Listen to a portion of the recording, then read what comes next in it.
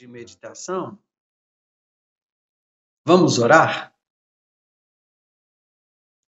Pai, bendito seja o teu nome, te louvamos, Senhor, por esse encontro que o Senhor está nos proporcionando hoje à noite, para meditarmos na carta de Paulo aos Romanos, no capítulo 9. Te agradecemos, ó Deus, por essa reunião que já está acontecendo, o Senhor tem convidado os teus filhos para estarem juntos aqui. Eu te louvo, Senhor, bendito seja o teu nome, e quero pedir ao Senhor, ó Deus, que mais uma vez o teu Espírito venha e nos instrua particularmente, pessoalmente. Ó Deus, tem sido linda a forma como o teu Espírito está agindo entre nós, tem sido maravilhosa a maneira como ele tem nos conduzido, tomando-nos pela mão e nos levando ao entendimento do texto bíblico. Senhor, eu pessoalmente sou muito grato a Ti por isso, porque eu também tenho recebido muito, eu também tenho aprendido muito nesse tempo de meditação com os meus irmãos aqui. Obrigado, Jesus. Continua conosco, nos guiando, nos conduzindo, nos ensinando, que a Tua unção continue nos ensinando.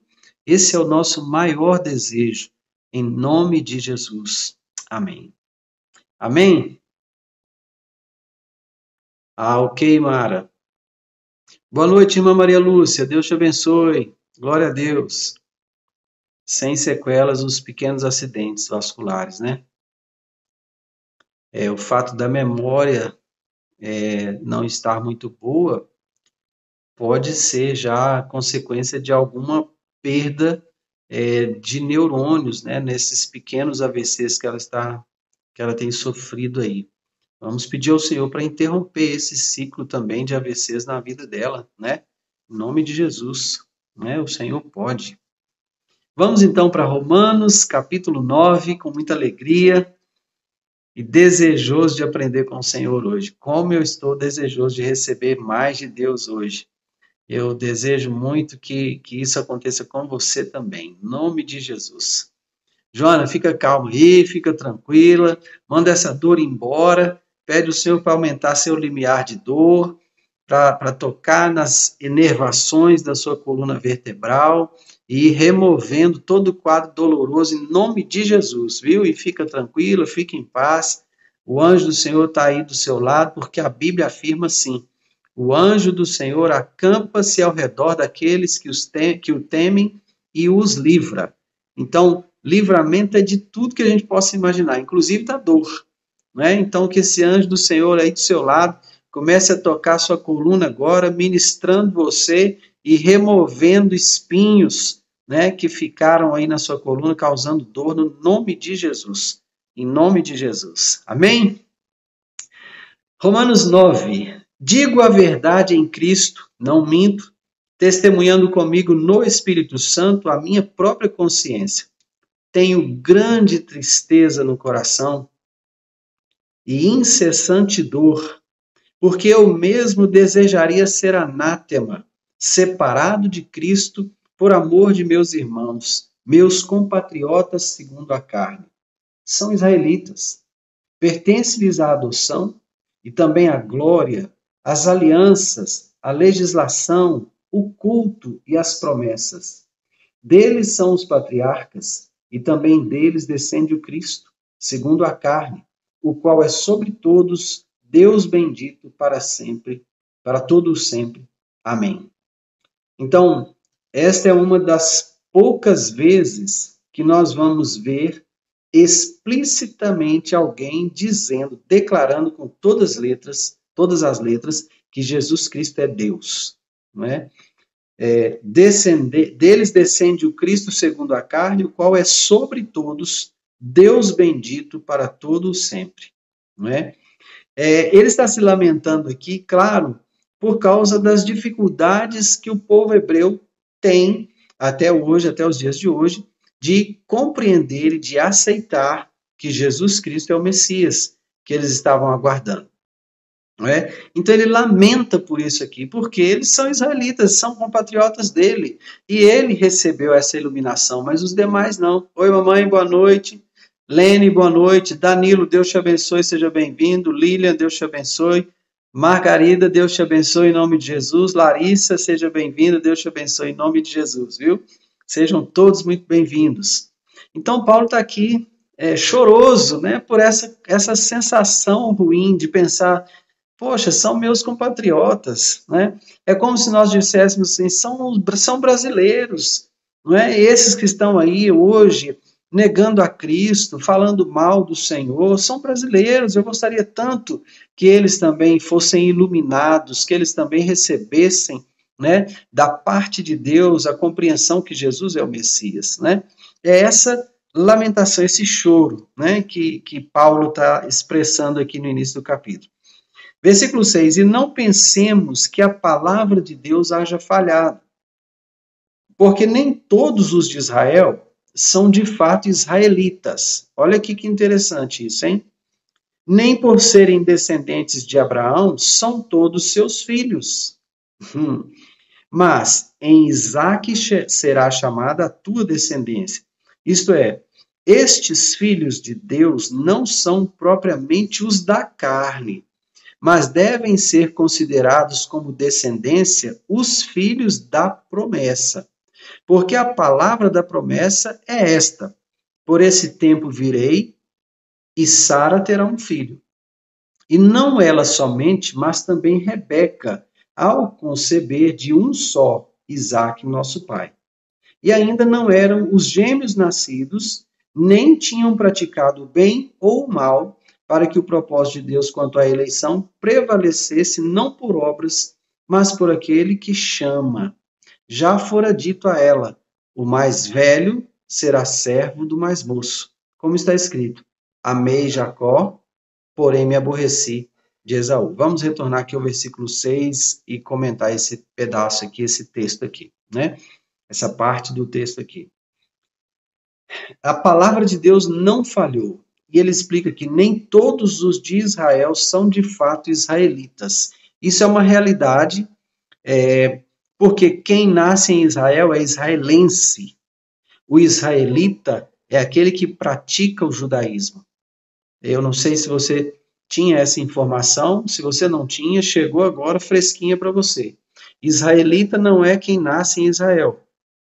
Israelita é quem pratica o judaísmo. Quem nasce em Israel é israelense. E entre os israelenses existem ateus, existem espíritas, existem esotéricos, não é? Então, existe gente da nova era entre os israelenses.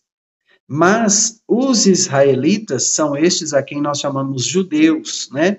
E estes são aqueles que praticam o judaísmo.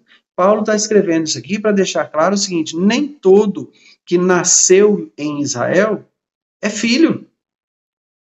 Os filhos são os filhos da promessa.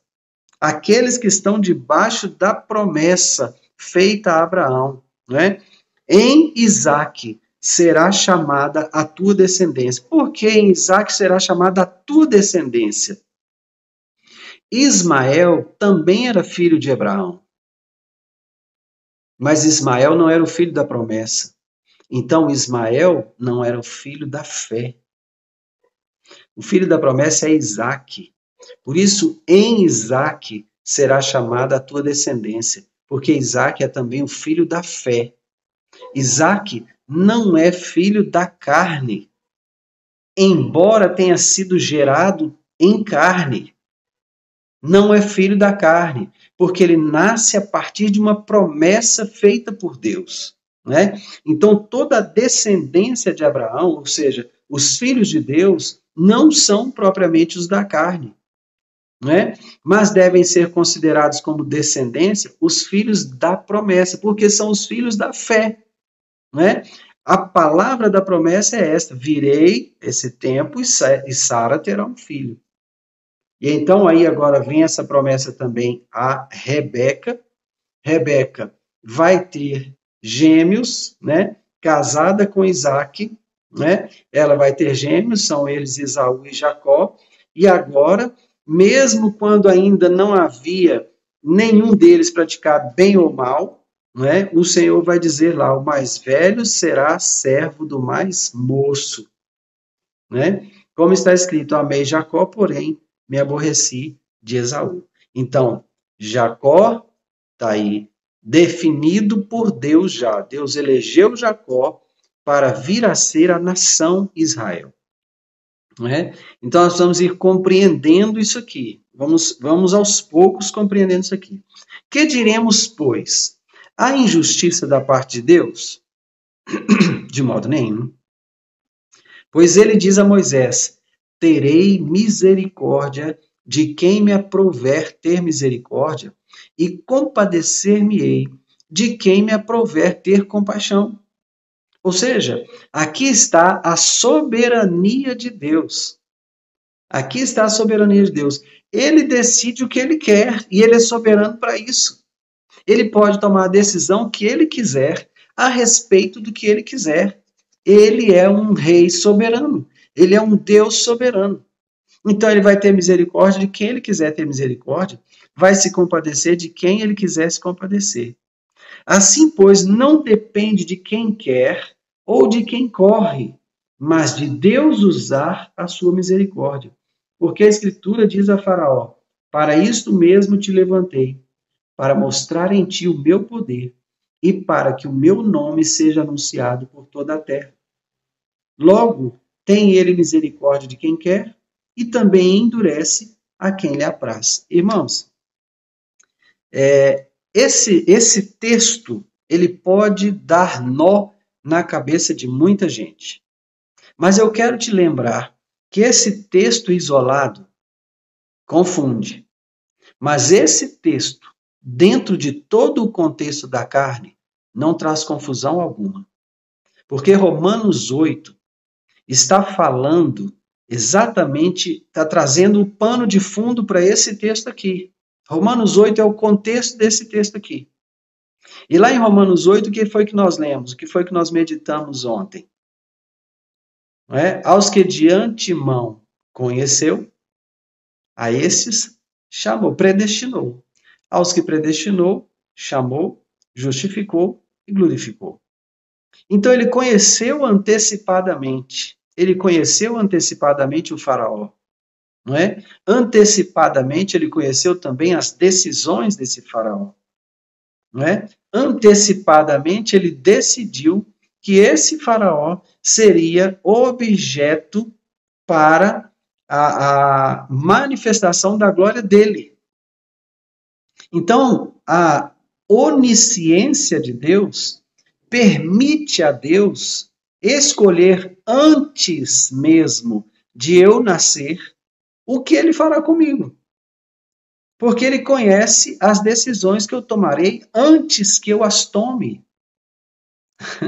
Então, apesar dele me dar um destino, ele me apontar para um destino de ser semelhante a Jesus, não é? A escolha de seguir esse destino ainda é minha. Eu ainda posso não querer. Ele me deu isso. Eu nasci com o livre-arbítrio, né? Com essa opção de escolher. Entende? Então, ele me conhece, ele conhece as minhas escolhas antes de eu nascer. Então, no caso do Faraó, por exemplo, que está sendo citado aqui, ele conheceu as escolhas do Faraó antes dele nascer. E quando o Faraó, lá, antes de nascer, né, já foi conhecido com as suas escolhas, então Deus decide também manifestar a sua glória por meio dele. É isso que eu compreendo desse texto aqui. Não é? Esse texto não deve ser lido isoladamente do contexto dele. Então, nós precisamos continuar trazendo o conhecimento de Romanos desde o capítulo 1 como contexto para o capítulo 9. Não é? Amém? Então, ele tem misericórdia de quem quer e também endurece a quem lhe apraz. Ele escolhe fazer isso. Por quê? Eu não sei o que farei amanhã, mas ele já viu o amanhã. Nós dissemos ontem que Deus é Deus de já. Ele não é Deus de ontem, ele não é Deus de hoje e ele não é Deus de amanhã. Ele é Deus de já. Todo o nosso, vamos dizer assim, script passa diante dele agora. Não é? A nossa vida está todinha diante dele agora. O dia que eu nasci e até o dia que eu ainda vou morrer, se é que vou morrer antes de Jesus voltar, tudo isso já está diante de Deus agora, nesse momento. nesse momento agora. Então, Deus não está preso no tempo. Às vezes, por isso, algumas pessoas confundem, né? Ficam em confusão mesmo, na mente delas há uma confusão. Por quê? Porque elas não conseguem entender como é que pode Deus saber de tudo antes e, ao mesmo tempo, Deus trazer um comportamento desse para Faraó. Né? Como é que pode Deus, conhecendo tudo isso, né, levar o Faraó a endurecer o coração? E é interessante porque ele fala isso com Moisés. Vai lá, fala isso com o Faraó. Mas eu vou endurecer o coração dele. E ele não vai deixar você sair. Deus já conhecia essas decisões de Faraó antes de Faraó nascer. Mas ele as está revelando a Moisés à medida que ele vai dando ordens a Moisés para ir ao Faraó e para dizer ao Faraó determinadas coisas. Amém? Então vamos seguir. Versículo 19. Tu, porém, me dirás, de que se queixa ele ainda? Pois quem jamais resistiu à sua vontade? Quem és tu, ó homem, para discutires com Deus? Porventura pode o objeto perguntar a quem o fez: por que me fizeste assim? Ou não tem o oleiro direito sobre a massa para do mesmo barro fazer um vaso para honra e outro para desonra? Não é? Que diremos, pois, se Deus, querendo mostrar a sua ira e dar a conhecer o seu poder, suportou com muita longanimidade os vasos de ira preparados para a perdição, a fim de que também desse a conhecer as riquezas de sua glória em vasos de misericórdia, que para a glória preparou de antemão, os quais somos nós, a quem também chamou, não só dentre os judeus, mas também dentre os gentios. Assim como também dizem Oséias, chamarei povo meu ao que não era meu povo, e amada à que não era amada. E no lugar em que se lhes disse, vós não sois meu povo, ali mesmo serão chamados os filhos do Deus vivo. Mas relativamente a Israel, dele clama Isaías: ainda que o número dos filhos de Israel seja como a areia do mar, o remanescente é que será salvo. Porque o Senhor cumprirá a sua palavra sobre a terra cabalmente e em breve, como Isaías já disse.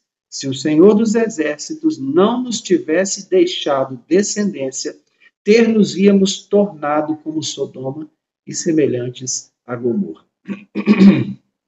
Então, adianta discutir alguma coisa com Deus? Adianta você dizer para Deus assim, Senhor, como é que o Senhor escolhe o fulano e não me escolhe e me rejeita? Adianta discutir isso com Deus? Claro que não.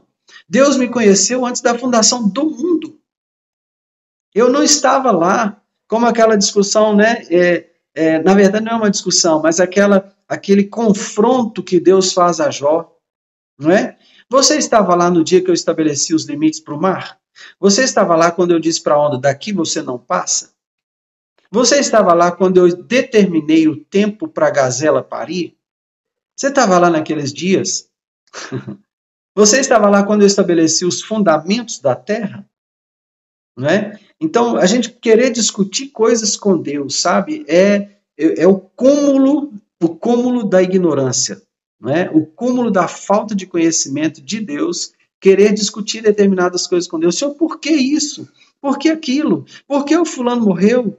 Ah, podia ter morrido o ciclano aqui, não ia fazer falta nenhuma. O senhor foi levar só o fulano? Querido, Deus é soberano. As decisões soberanas dele são inquestionáveis. Né? Então, a respeito disso, Paulo vai colocar assim, porventura pode o objeto perguntar a quem o fez, por que me fizeste assim? E não é certo que muitas vezes a gente não fala assim mesmo, não é, irmão Amilcar? Muitas vezes a gente fala isso. Oh, meu Deus, por que eu nasci assim? Por que eu fui ter essa enfermidade?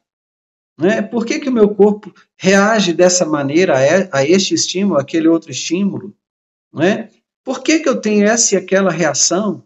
Por que quando eu estou dirigindo eu reajo dessa forma, mas se eu for passageiro eu reajo de outra forma? Não é? Adianta você ficar questionando isso? Não. Descubra em você o que pode melhorar, aquilo que depende de você para melhorar, e comece a trabalhar para que essas coisas melhorem. Porque se são comportamentos, comportamentos são aprendidos. E aquilo que é aprendido pode ser mudado. Então, se você aprendeu a ser reativo, você pode aprender a ser proativo.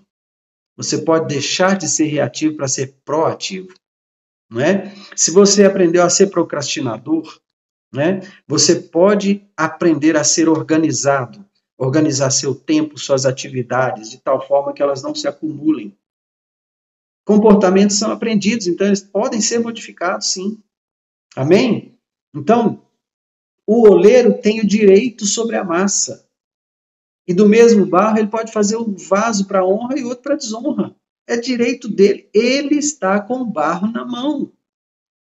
E aqui, irmãos, nós precisamos ler esse texto dentro do seu contexto para não fazermos confusões. Amém?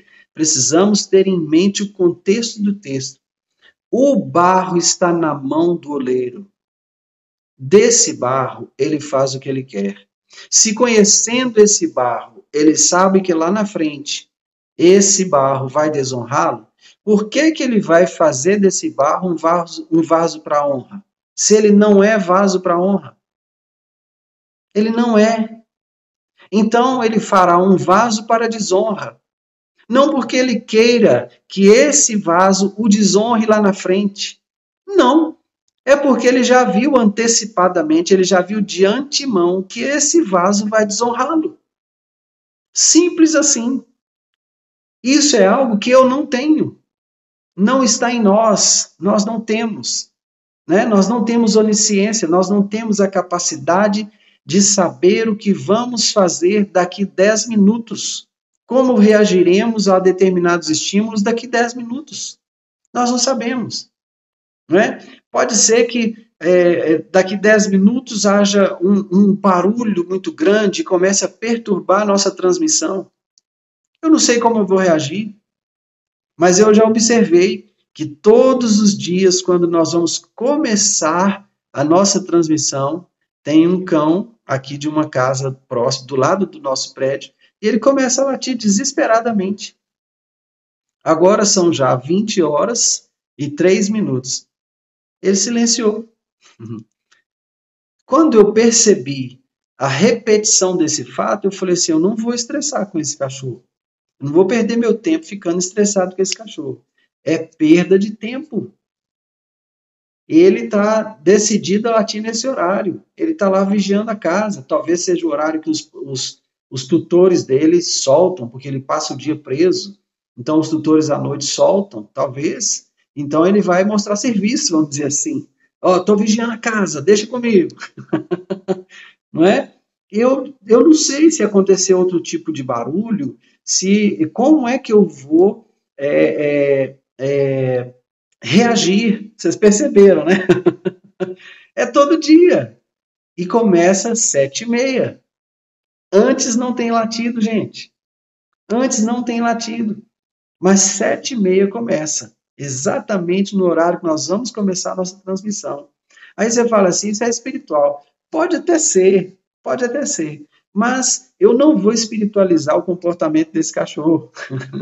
Entende? Eu prefiro acreditar que ele está fazendo o papel dele de cachorro. Ele está sendo cachorro. Né? Passa o dia preso.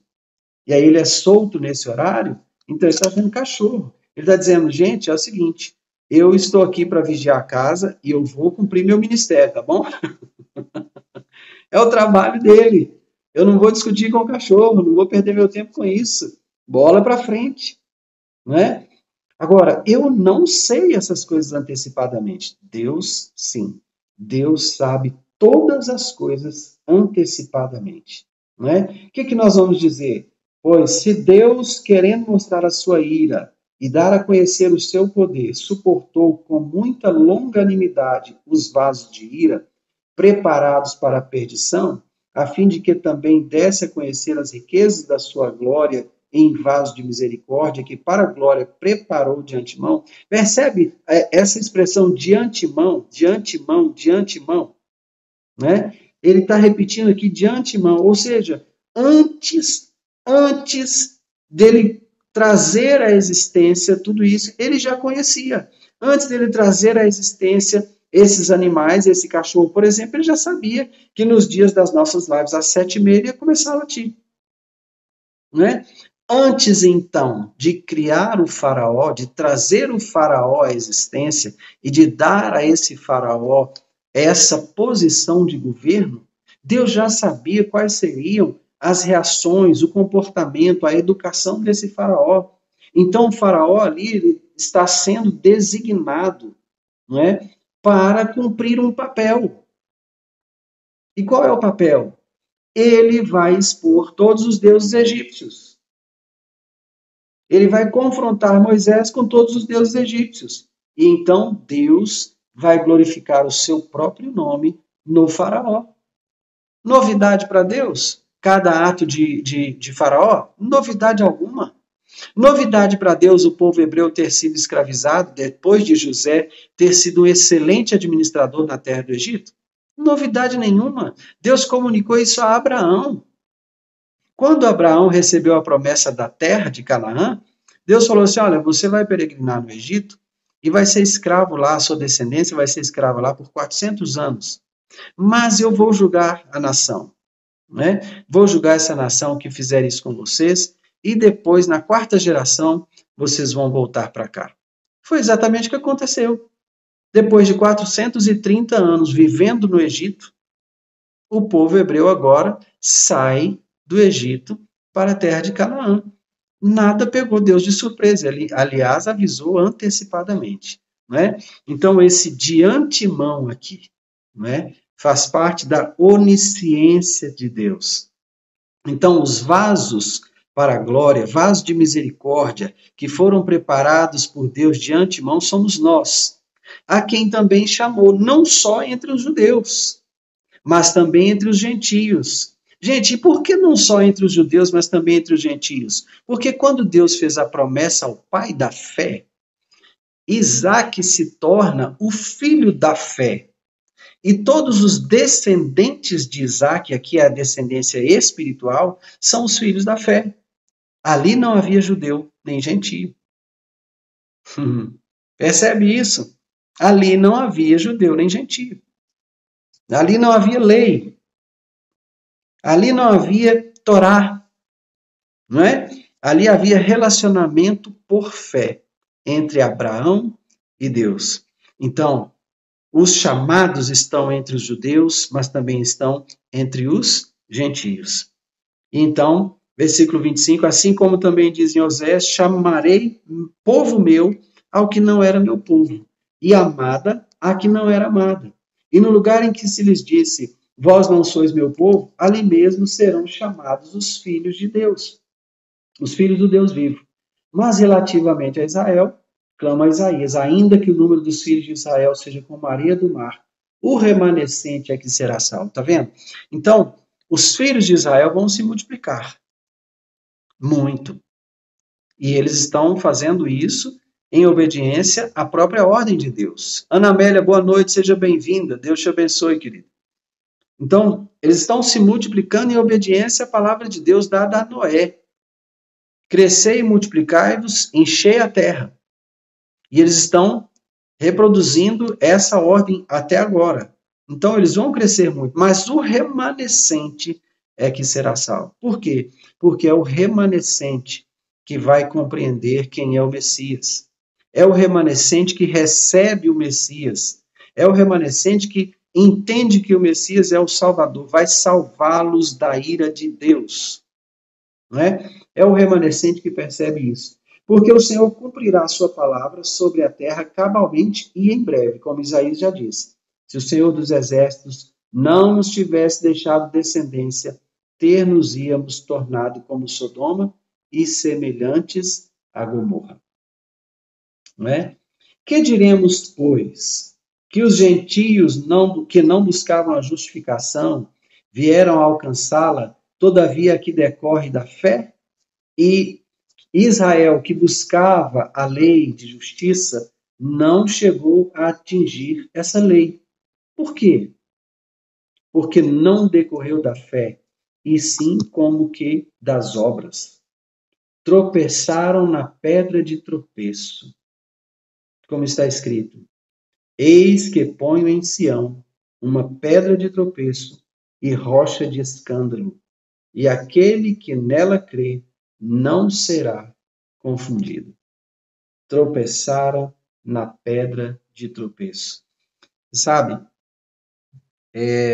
você já deve ter vivido um episódio semelhante a esse assim.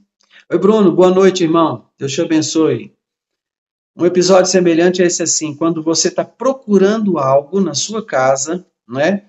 Por exemplo, uma caneta. Você está procurando uma caneta na sua casa. Você sempre coloca essa caneta no mesmo lugar, né? Isso é um problema, porque a musculatura, entre aspas, musculatura aqui, a musculatura cerebral fica atrofiada. Você não deve ter essa prática de colocar sempre as coisas no mesmo lugar. Pelo contrário, mude sempre de lugar as suas coisas, para que você mantenha o seu cérebro em exercício, tentando encontrar as coisas aqui e ali. Não é? Se você costuma fazer um trajeto para o seu trabalho, não repita o trajeto, faça trajetos diferentes. Meu Deus, pastor, mas aí eu vou gastar mais combustível em outro trajeto, eu vou demorar mais em outro trajeto. Isso vai acontecer. Se você sabe que vai escolher um trajeto mais longo, saia mais cedo de casa. Não é? Mas mude os trajetos para você exercitar a sua musculatura, entre aspas, cerebral. Isso é saudável, isso faz bem para você. Não é? É necessário. Mas você talvez já tenha sido pego numa situação como essa, procurando uma caneta dentro de casa e você não a encontra. Não é? Tá lá buscando a caneta. Meu Deus, cadê minha caneta? É sério. É sério. Não é? Então, você tem tanto cuidado nessa busca pela caneta, né? Você está sendo tão meticuloso, meticulosa na busca pela caneta, que você passa por elas várias vezes e não a vê. Aí alguém, seu cônjuge, seu filho, né, seja quem for, passa perto de você e diz, mas peraí, a caneta aqui, é isso aqui que você está procurando?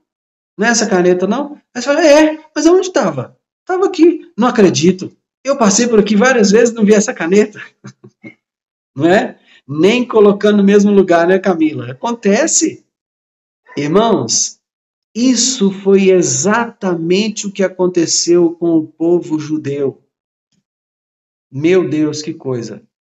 Irmãos, eles cuidaram muito bem da lei, zelaram pela lei. Irmãos, eles pesquisam até hoje, até o dia de hoje, eles pesquisam a respeito do Messias, a linhagem do Messias, onde é que ele tem que nascer, de quem ele será filho. Até hoje eles pesquisam. Tropeçaram na pedra. Tropeçaram na pedra de tropeço. Meu Deus. Tropeçaram na pedra. Foi o que aconteceu com eles. Ana, parece desordem, né? Parece mesmo, parece que é uma bagunça. Mas esse exercício é preciosíssimo para nós, sabe?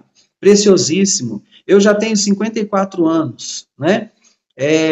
Esse é um tempo de começar a mudar essas rotinas, mudar coisas de lugar e forçar o meu cérebro a criar outras alternativas. Eu preciso, né? Irmã Maria Lu, você está aqui, às vezes, procurando óculos com ele no rosto. Esse tipo de coisa acontece, gente, acontece, né? Então, eu preciso, exatamente, essa mudança de mente precisa ocorrer, sabe por quê? Se não ocorrer, daqui a pouco aparece demência, daqui a pouco aparece Alzheimer, não é? O cérebro, ele sabe fazer novas conexões. Quanto mais você exercita o seu cérebro, mais conexões são criadas. A ciência já descobriu que os neurônios são criados, eles nascem ainda. Mesmo agora, eu tenho neurônios novos sendo gerados, mas eles só são gerados a partir do momento que eu faço essa academia com o meu cérebro, sabe? De ter as coisas em lugares diferentes, de procurar coisas em lugares diferentes, mudar meus trajetos, mudar hábitos, não é? Então, tentar escovar os dentes com a mão esquerda, eu sou destro. Meu Deus, imagina, escovar dente com a mão esquerda. É uma situação difícil. Então, coisas que você só faz com a mão direita, comece a fazer também com a esquerda. Treine a sua mão esquerda, sabe? Esse tipo de coisa para poder trazer saúde, mais saúde para o seu cérebro. Mas onde eu quero chegar exatamente? Eu quero chegar no fato de que os judeus tropeçaram em Jesus, tropeçaram no Messias, estudando o Messias, aguardando o Messias, tropeçaram no Messias quando ele veio. E não o reconheceram. Não o reconheceram. Quando nós estamos fazendo essas coisas, muito bem, irmã Maria Lúcia, parabéns. Isso mesmo, use a cabeça, né? Use a cabeça, faça as contas de cabeça, né? Ponha na ponta do lápis os números. Eu conheço um senhor aqui perto de nós, ele tem aqui um comércio e ele não usa calculadora no comércio dele. É uma papelaria pequena, ele é um senhor já de idade e ele não usa calculadora. Ele faz todas as contas no lápis, na ponta do lápis, e ele ainda tira a prova dos 9. Eu acho fantástico. Gente, prova dos 9 eu aprendi no ensino fundamental, que deve ser quando esse homem também aprendeu. Ele é mais velho que eu. Eu acredito que ele é mais velho que eu, coisa de 20 anos, por aí. E ele faz as contas na ponta do lápis, depois tira a prova dos 9, e aí ele vai falar, tal, 9 fora x, tal, 9 fora x, deu certinho, tá certinho aqui sua conta. Acho super fantástico, nós precisamos desse exercício, tá? Mas, meu cérebro à parte, seu cérebro à parte, a essência do que eu quero dizer é que os judeus foram tão zelosos no cuidado da lei, não é? Que eles se perderam na lei, e tão zelosos pelo Messias, que tropeçaram no Messias. Meu Pai. Aí você fala assim, meu Deus, mas eles estudaram tanto. Eu vou dizer a você, Deus sabia que isso ia acontecer antecipadamente, e ele usou esse tropeço do povo judeu para que o gentio fosse alcançado pelo Evangelho. Porque o judeu começou a monopolizar a palavra de Deus. Então, quando Jesus vem, ele vem primeiro ao judeu. Mas olha só, primeiro ao judeu, né? Depois ao gentio, então, né? Eu não fui enviado senão à casa de Israel. E aí, quando ele vai enviar os discípulos, ele fala primeiro a casa perdida de Israel. Primeiro a casa perdida de Israel. A prioridade é resolver a questão com Israel. Entende? Quando ele chama Paulo, ele envia Paulo aos gentios. Oh, maravilha! Então, abriu-se uma janela no tempo para que nós acessássemos o caminho, a verdade e a vida. Entende? Essa janela no tempo abriu-se para nos favorecer. Então, entenda, Deus em sua soberania, em sua grandeza soberana, não é? Ele conhecendo tudo antes do tempo, nos conhecendo a todos antes do tempo, nos fez vasos para a honra. Amém?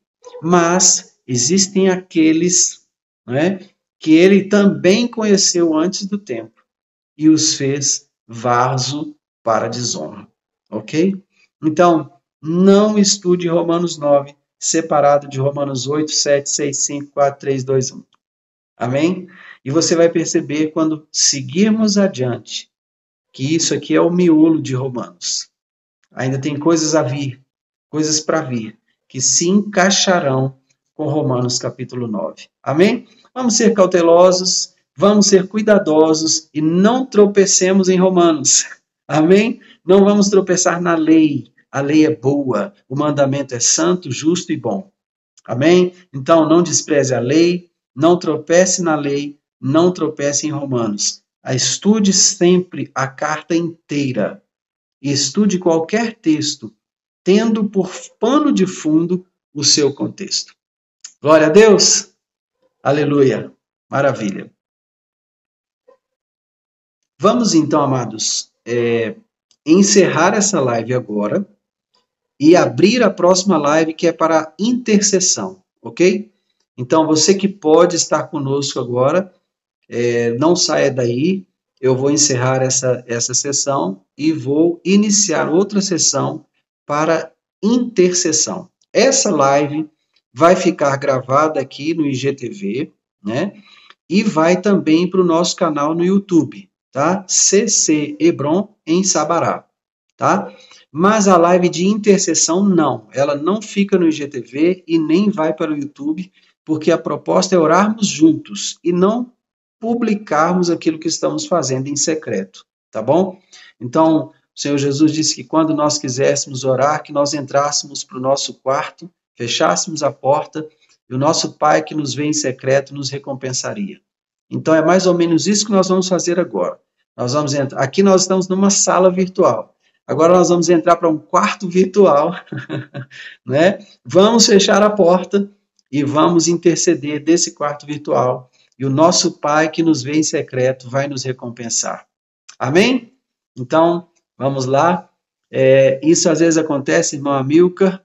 Conheço a vontade de Deus através da sua palavra, mas às vezes me pego agindo contrário à palavra. Verdade. Deus tenha misericórdia da minha vida e da minha também, meu irmão.